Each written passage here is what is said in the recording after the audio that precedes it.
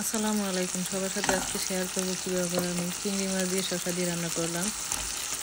তো প্রথমে আমি চিংড়ি মাছটা তেল মশলা সব কিছু দিয়ে ভালো করে বেজে নিয়েছি। তারপরে আমি শসাটা কিউব করে কেটে নিয়েছিলাম।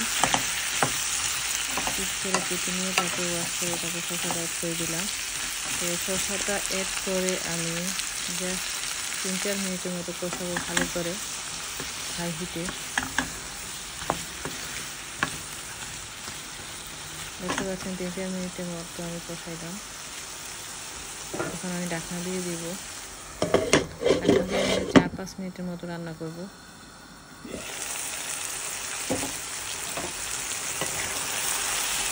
কিছুক্ষণ রান্না করার পরে আবার আমার একটু নেড়ে দিতে হবে, কারণ না হয় পুড়ে যেতে পারে।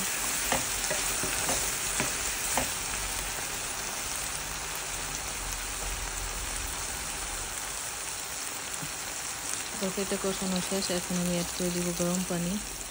তো গরম পানিটা অ্যাড করে আরও আমি 5-6 মিনিটের মতো রান্না করব।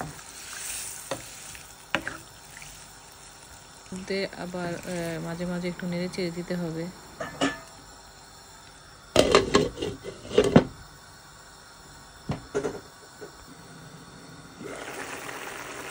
এই তো হয়ে গেছে চিংড়ি মাছ দিয়ে শসা দিয়ে রান্না।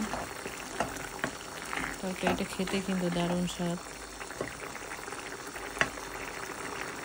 এখন আমি অ্যাড করব ধনিয়া পাতা, ফ্রেশ ধনিয়া পাতা। এখন ধনিয়া পাতা দিয়ে দিলাম। জাস্ট হয়ে গেল শসা চিংড়ি মাছের তরকারি।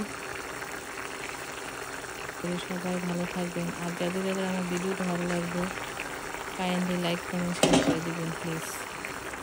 যারা যারা আমার ভিডিওগুলো দেখেন সবাইকে অনেক অনেক ধন্যবাদ। আর যারা যারা না দেখেন প্লিজ ট্রাই করবেন একটু দেখার জন্য, কারণ আমরা ভিডিওগুলো বানাই আপনাদের জন্যই। তো সবাই অনেক বেশি ভালো থাকবেন, সুস্থ থাকবেন, নিরাপদে থাকবেন। আল্লাহ হাফেজ।